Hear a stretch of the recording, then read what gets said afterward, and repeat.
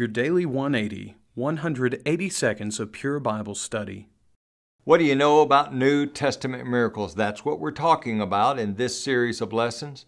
And yesterday we saw the idea in Hebrews chapter 2 and also in Acts chapter 2 that miracles, signs, wonders were for the purpose of confirming the message and the messenger as being from God. We see that same idea in Mark chapter 16. In verse number 16, we read these words from Jesus, "He that believeth and is baptized shall be saved. He that believeth not shall be damned." Then he goes into a discussion of the signs that will follow those who believe. And we see that very much in the first century. Now let's drop down to verse number 20, and we're going to see something very significant there. "And they went out and preached everywhere, the Lord working with them and confirming the word through the accompanying signs." Now, did you notice that? The Lord working with them. How is the Lord working with them? Through the accompanying signs.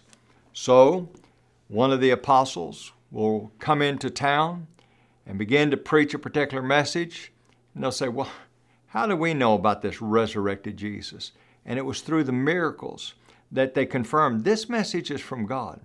Now, oftentimes today, people talk about miracles, but miracles today do not have the characteristics of New Testament miracles.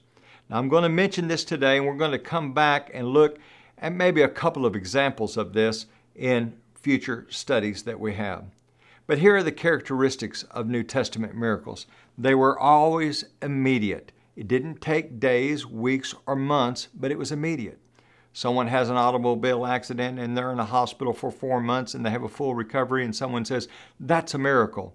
Folks, that cheapens the idea of a New Testament miracle.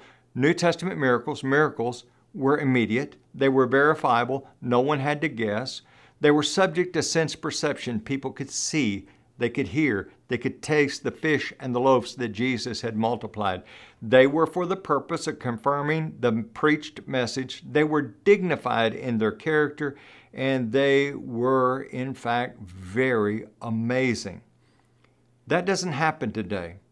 Now, I did not say that God is not involved in the world today, but God does not perform miracles. What happened in the first century does not happen today. But God very much is alive and active in the world. Join us as we continue this very important subject.